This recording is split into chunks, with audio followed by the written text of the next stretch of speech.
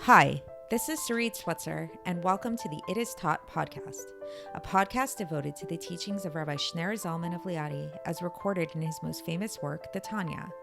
My hope for this show is to make these teachings accessible and relatable to the average person, regardless of prior Jewish education or affiliation. The episodes follow the prescribed daily study portions and are meant to serve as practical lessons in how to live your life as your true self and develop an authentic and powerful relationship with your Creator. I have personally experienced the effects the study of this work has had on me, and I'm excited to share what I can of this knowledge with you. So please join me on this journey of learning, self-growth, and connection with your source.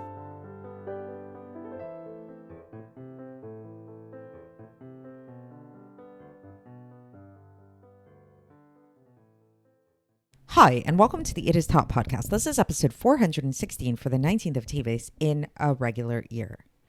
So New Year's just happened, meaning secular New Year's, right? It's not a Jewish holiday, but nevertheless, we kind of do acknowledge it, living in Western society as we do. And what is New Year's most famous for? People making resolutions, right? And then what is New Year's second most famous for is acknowledging over the past year how long it took you to break your previous New Year's resolutions, right? So we all come into New Year's, whether we're talking about the Jewish New Year, Rosh Hashanah, or the non-Jewish New Year, January 1st, coming into the year with a fresh new start, and we feel really good. We feel really optimistic and inspired, and maybe we keep our resolutions for a good while, but at some point or another, then inevitably, what tends to happen to most of us is we slip into our old habits or old ways. Sure, there's growth and, not to minimize the growth that happens, but we all have had this experience. I know I've had this experience too, that it's like you're working on a certain trait. Let's say even forget about New Year's, but just like in your life, you're working on developing better habits, better character traits or whatever it is. And let's say you really feel like you succeeded in overcoming a certain negative habit, a certain negative character trait. How frustrating is it to recognize that it seeps up on you?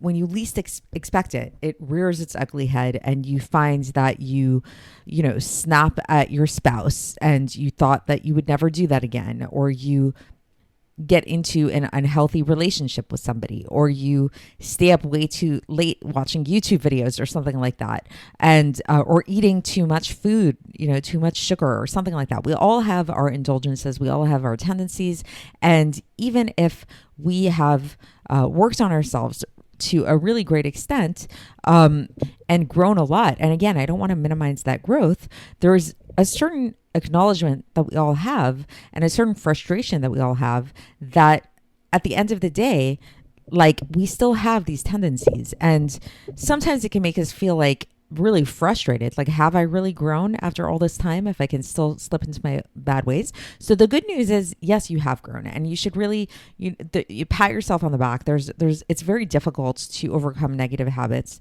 It's a huge thing.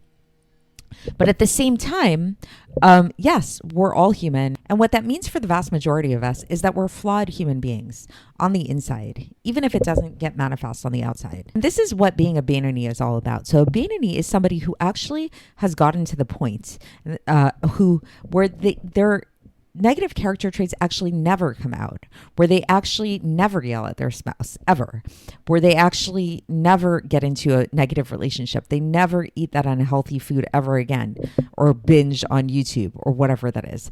But now the question is, do they never do it because the tendency is no longer there, or do they never do it because they no longer have the tendency?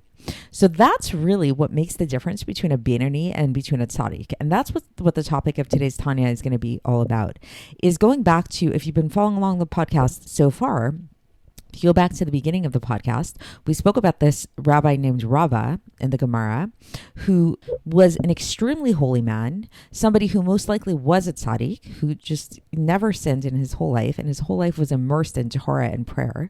But yet, on his deathbed, he thought to himself, he had a question, maybe he's a Beinoni, maybe he's a Beinoni. So how could that be? how could someone like Rabba consider himself to be a Beinoni? And this is the question that we're now going to answer, that we're going to address in today's Tanya podcast. And the answer, as we'll see, is that just because you are behaving properly, just because you are not falling into any negative habits at all, doesn't mean that you don't have the tendency to do so. And this is something that really is important to acknowledge, because it keeps us real, it keeps us humble, and it keeps us on our toes, which is a good thing, because most likely we're not tzaddikim. This book of the Tanya that we're reading is called the Sefer Shel Beinonim, the book of the Beinoni, because the Alter Rebbe acknowledged the human condition. He realized that we're flawed, that we are not perfect.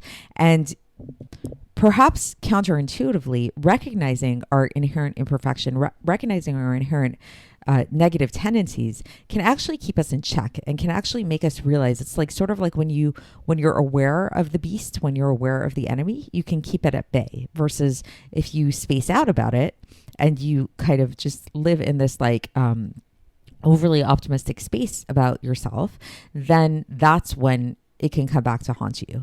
So in today's Tanya, and for context, we are still in the middle of chapter 13. We're going to be discussing a situation of somebody who, to all external appearances, appears like a tzaddik. He never does any sins, is actually really involved in Torah study and prayer all day long. And even to themselves, not only to the outside world, but even to themselves, their own internal experience is a very holy experience. Their thoughts, their emotions are all about God all day long. So yet, how could we say that this type of person is a Beinoni? Like, what is it about this person that would make them a Beinoni? How could you have somebody like this, someone like Rabba, who is also a Beinoni? This is the topic for today. So let's see how the Alter Rebbe explains this in more technical kind of, Tanya kind of language. So for context, again, we are beginning a new chapter. This is chapter 12 of Likkutei Amarim. And the Alter Rebbe begins and he describes somebody. He says somebody who, let's say, their whole life's aspiration is for God's Torah, and they're involved in Torah day and night. This is not proof that the bad within them has left its place. In fact, this negativity, this ra in Hebrew, could be very much alive and well inside of the left ventricle of their heart, which is the seat of this Yetzer Hara, this negative inclination. So what's going on?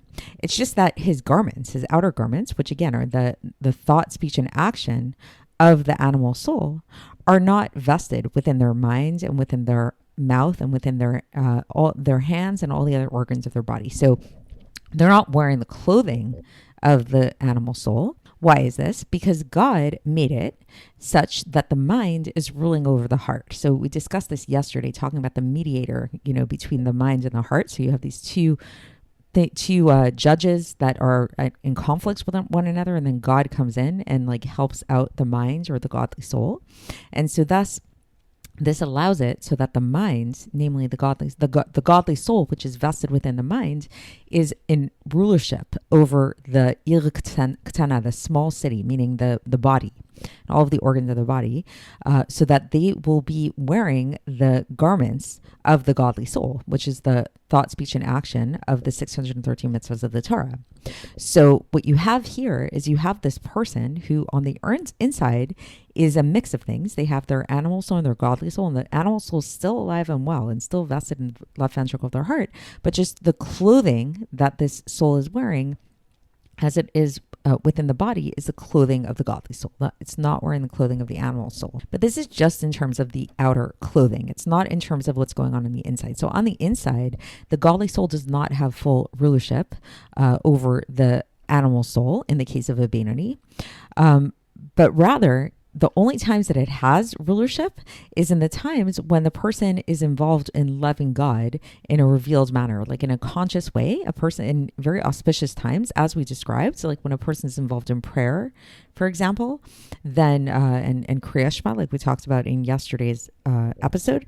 So during these times, then yes, at those moments, then the godly soul is predominating. It's like victorious, we can say.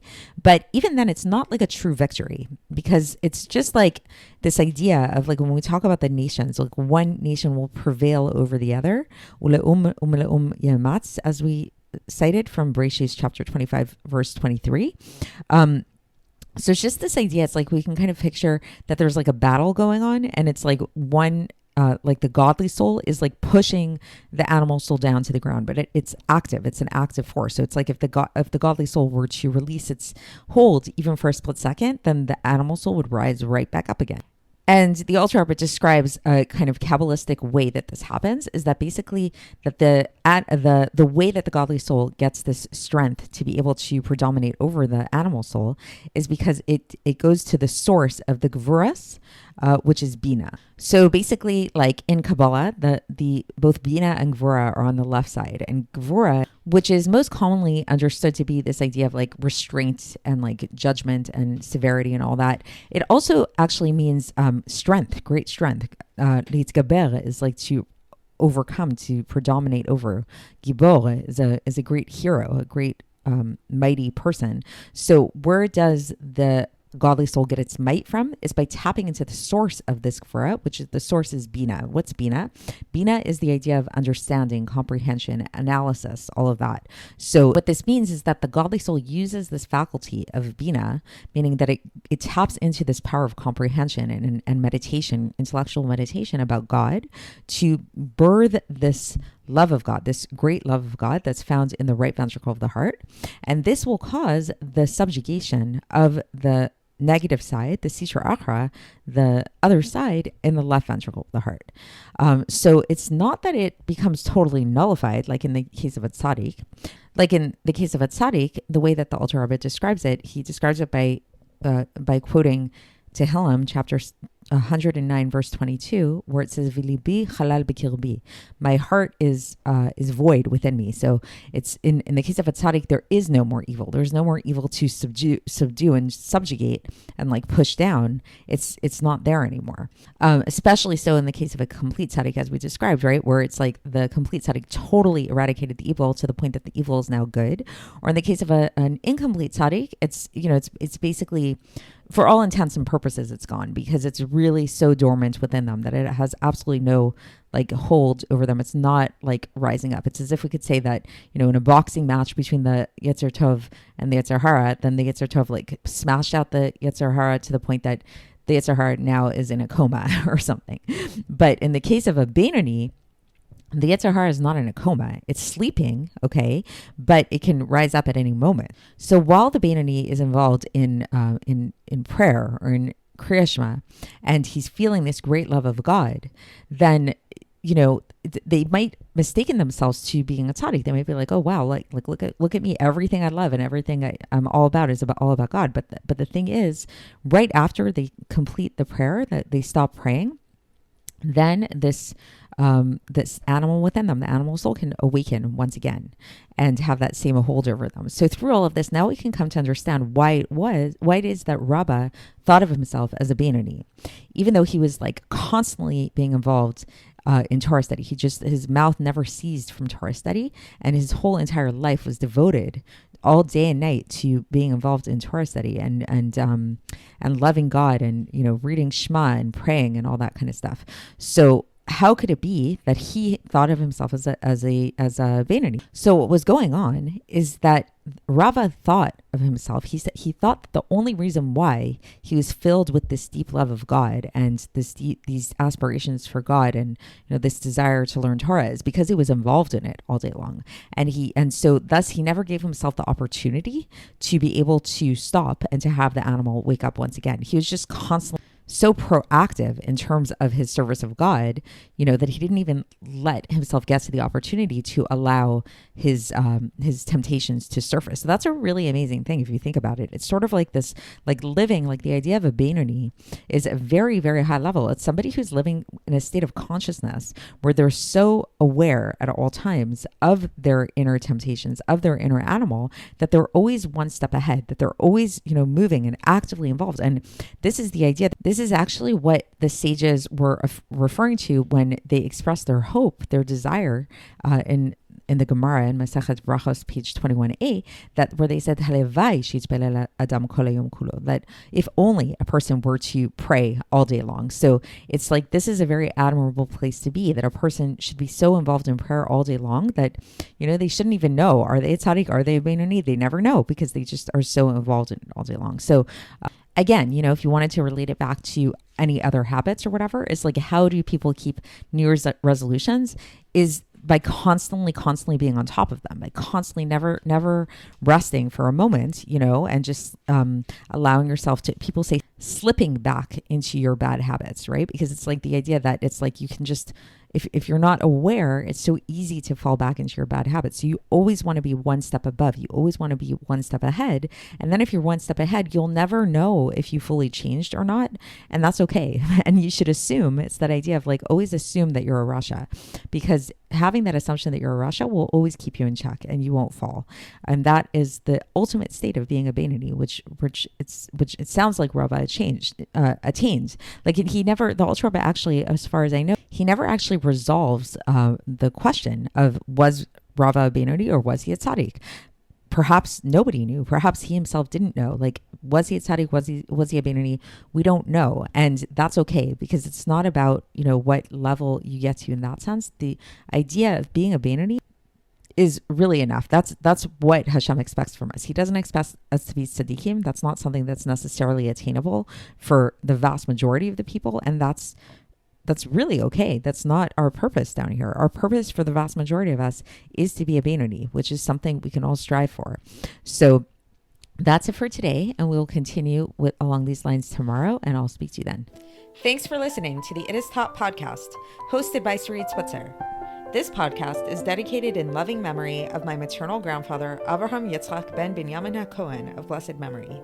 Music by Shoshana. If you enjoyed this episode and would like to support the show, please share it with others and subscribe on YouTube, Apple iTunes, Spotify, or wherever you listen to podcasts. And make sure to leave us a 5-star review.